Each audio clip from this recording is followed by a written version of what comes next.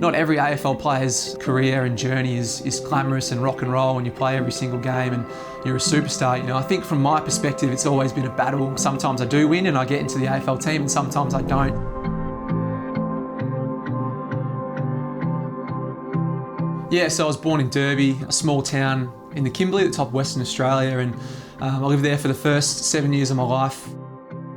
Everyone's interested in the Ah Chee last name, and it's actually a Chinese last name. So my grandfather's grandfather, his name was Brendon Ah Chee, and he was born in China along with two of his brothers. They sailed out to Australia. Obviously, he filtered down all the way through, had sons, and the surname survived. So I guess my background's a bit complicated with different nationalities, but I've always been brought up as an Aboriginal person, and that stems from how I was brought up and how my parents were brought up. Mum's language groups are Bulku and Pinjarab, so that's from up in Nullagine in the Pilbara and Pinjarra just south of Perth. And on my dad's side, it's Nikanara and Yaru, which is Derby and Broome in the Kimberleys. Yeah, I've always been curious about my Aboriginal ancestry. Obviously, it was just a part of my life. I just grew up being an Aboriginal kid. As I got older, it was sort of about piecing that story together and figuring out exactly where I come from and who my ancestors are. And part of that story was learning about the Chinese, the Dutch and the Filipino and the English and the Scottish and all the other things that make me up. But the thing I always found the most interesting was my Aboriginal heritage.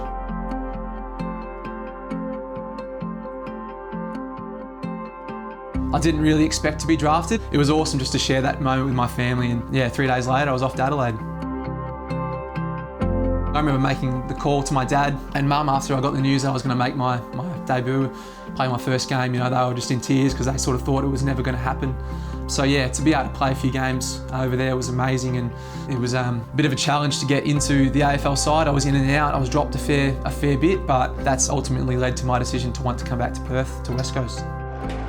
Brendon Ah Chee down there, making his debut for the West Coast Eagles, the former power player. Yeah, I've been extremely lucky. I've had 10 years in the system, but it could have easily been over after 2. I didn't really show too much in those first 2 years, but luckily enough, list managers and coaches saw enough of potential in me to be able to keep me around. And since that 2-year mark, it's been nothing but 1-year contracts. A lot of weeks you're being told you're not quite there, mate. You're not quite ready to play AFL, or you weren't quite good enough this week. So it's a bit of a mental battle to be able to play AFL footy, especially when you're stuck on the fringe. Yeah, I guess it's a bit of a struggle each week, not knowing where you're going to play, but that's just part of my journey. That's my story. When it comes to the club culture and being a selfless teammate, then you can't walk around the club with your head hanging down, and you have to be up and about and playing good footy so that the players ahead of you are up and about and playing good footy, and that's what builds premiership teams. That's what makes teams really successful, is having your A graders ready to go, the players just behind them ready to go as well, and everyone's lifting each other up. As a football player, I feel like I've got a lot of ability to reach out to the community, to non-Indigenous and Indigenous people, to share my story and share the Aboriginal story. And for people that might not know much about it, I'm there to help them, to speak about my experiences, to speak about my family's experiences and how the past has led to where we are today. And I'm all about bridging that gap. It's up to Australia today to learn from the past and actually know what happened in the past and understand that Australia's history isn't pretty. There's a lot of bloodshed and tears that have gone into where we are today. So I think if we're going to patch that up and move forward together, then we have to have these conversations.